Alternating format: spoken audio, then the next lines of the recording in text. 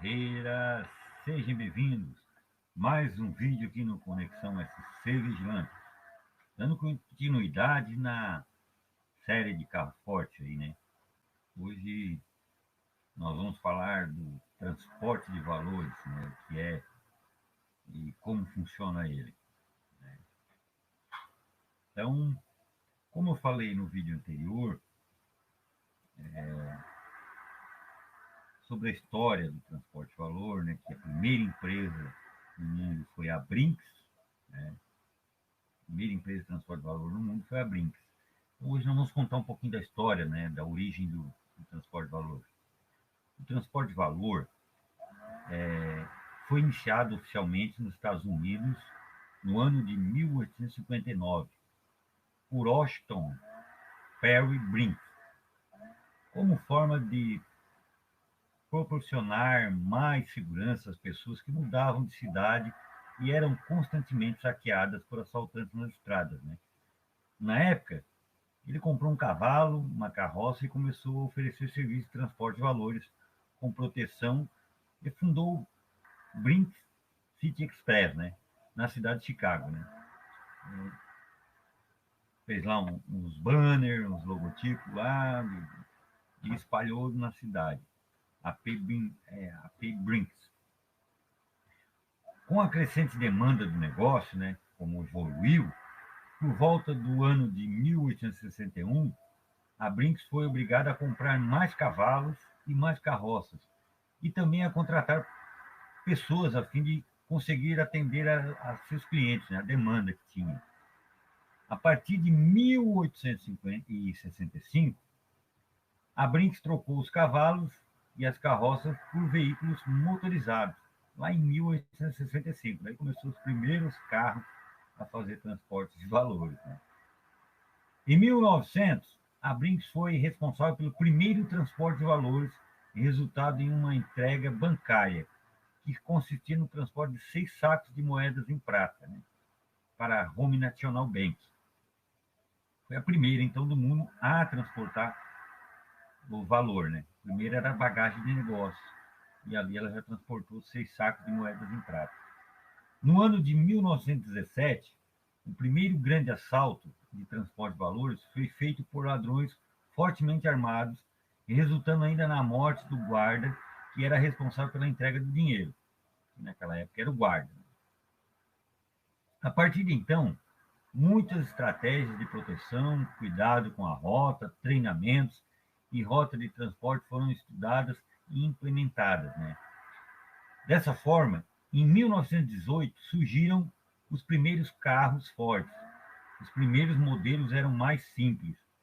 A partir de 1923, os carros fortes passaram a ser totalmente blindados, porque em 1918 até 1923 não era totalmente blindado, né? Blindado era só as laterais, né? O forro não era blindado, o soalho não era blindado, a frente não era blindada, a traseira também não. Já em 1923, os carros fortes passaram a ser totalmente blindados, né? A segurança privada no Brasil, a primeira legislação sobre o assunto surgiu em 21 de outubro de 1969, com a instituição do Decreto-Lei 1034 de 69. Esse decreto autorizou o serviço privado em função do aumento de assaltos a bancos na época, regulamentando uma atividade que até então era considerada paramilitar, né? Na verdade, aqui no Brasil, a primeira legislação que falava sobre segurança privada foi a Lei 1034 de 69, né? Que antes era considerado paramilitar. A segurança privada ela nasceu quando as guerrilhas lá saqueavam bancos e instituições de créditos lá para adquirir dinheiro para comprar armas, né? Então os militares montaram como vou dizer, um grupo paramilitar para combater essas pessoas que saqueavam, né, que faziam no tempo da ditadura lá. A partir disso, ficou estabelecido que todos os estabelecimentos financeiros eram obrigados a contratar a contar com um sistema de segurança próprio ou de terceiros, né? A atividade de segurança privada no Brasil teve início na metade da década de 60 e a primeira legislação sobre o assunto surgiu em 21 de outubro de 1969, com a instituição do Decreto-Lei 1034 de 69. Esse decreto autorizou o serviço privado em função do aumento de assaltos a bancos na época, regulamentando uma atividade que até então era considerada clandestina, era paramilitar, né? A partir disto, ficou estabelecido que todos os estabelecimentos financeiros eram obrigados a contar com um sistema de segurança próprio ou de terceiro, né? Já a origem do transporte de valor no Brasil, paralelamente, durante o mesmo período, o segmento específico de transporte de valor surgiu no país depois de um assalto ao antigo Banco Moreira Salles, ocorrido em 1965. Na época, uma Kombi que transportava o dinheiro da instituição foi abordada aos arredores do banco, quando foi levado o equivalente a $500 mil. Naquele tempo, o transporte de dinheiro era realizado pelos funcionários do banco, muitas vezes em seus próprios veículos ou em táxis, né? Então, até muito tempo atrás, tinha alguns bancos aí, cidades do interior, que faziam isso, ainda fazem, né? Então, você vê, aqui começou o transporte de valor no Brasil, né? Devido a esse assalto que ocorreu no Banco Moreira Salles, ocorrido em 1965. O banco estava transportando dinheiro numa Kombi. Então, para você ter um pouquinho da noção da história da segurança privada, você quer da segurança privada, saber como ela surgiu. E o transporte de valor também. Face a crescente onda de assaltos, a então Associação de Bancos, que congregava as instituições financeiras, hoje FEBRABAN, recorreu a uma empresa norte-americana para atuar no segmento. E em janeiro de 1965 instalou-se no Brasil a empresa Brinks, fundada em 1859. Então, nem era nascido naquela época, né? Então, você vê, é uma história legal a da segurança privada, né? Então, a primeira empresa de transporte de valor no mundo foi a Brinks. Foi a Brinks. Então, como nós falamos anteriormente do carro forte, falamos do vigilante de transporte de valor, né? Hoje nós vamos falar como funciona o transporte de valor, né? O que ele é e como funciona o transporte de valor, para você ter um conhecimento.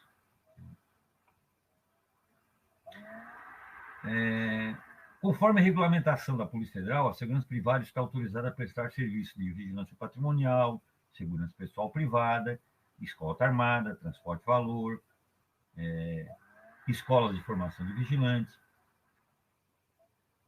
E tem as prestadoras de serviço de segurança privada, que são as empresas especializadas, são pessoas jurídicas de direito privado, empresas, né, autorizadas a exercer as atividades de vigilância patrimonial, transporte de valores, escolta armada, segurança pessoal e cursos de formações, porque a escola também é uma empresa.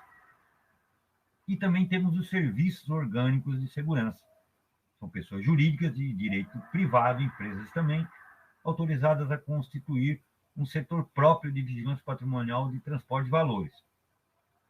Então, ela pode montar orgânico transporte de valor, como a segurança orgânica dela também, né? Como nós temos aqui em Criciúma, né? Alguns lugares que tem segurança orgânica e como tem um lugar também que tem o transporte deles mesmos, né?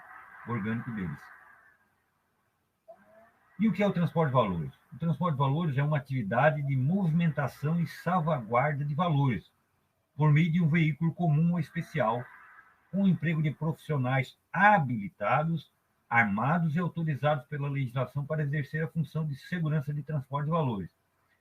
Tem como objetivo garantir que os valores não sejam acessados ou subtraídos por pessoas não autorizadas, né?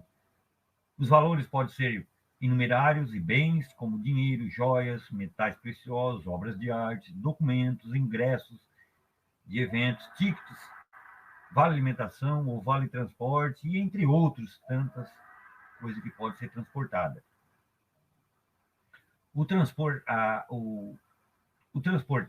valores está relacionado à atividade de logística e segurança que envolve movimentação de valores, com o emprego de recursos técnicos e modos operantes especiais e específicos, de modo a garantir a segurança dos valores movimentados.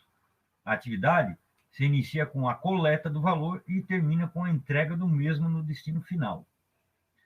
Trata-se de um segmento de segurança privada extremamente regulamentado e controlado pela Polícia Federal, que desempenha função semelhante a uma agência regulatória. A legislação sobre o transporte de valores, ela é autorizada pela Lei 7.102, de 20 de junho de 1983, e também regulamentada pela Portaria 3233 de 2012, do Departamento de Polícia Federal. A Portaria 3233 de 2012 regula a disciplina as atividades e serviços de segurança privada, armada ou desarmada, desenvolvidas pelas empresas especializadas, pelas empresas que possuem serviço orgânico de segurança e pelos profissionais que nelas atuam, bem como regula a fiscalização dos planos de segurança dos estabelecimentos financeiros, que é os bancos, que tem que ter o plano de segurança anual, né, feito por um gestor de segurança, como já falamos em vídeos anteriores também. O exercício da atividade de transporte de valores, cuja propriedade e administração são vedadas a estrangeiros, dependerá de autorização prévia do Departamento de Polícia Federal, através de ato do Coordenador-Geral de Controle de Segurança Privada, mediante o preenchimento dos requisitos previstos na Portaria 3233. Aqui, no outro vídeo, mais para frente, nós vamos falar sobre como montar uma empresa. Está lá na Portaria 3233. Quem pode fazer o transporte de valor, ele pode ser feito no modo da lei, né?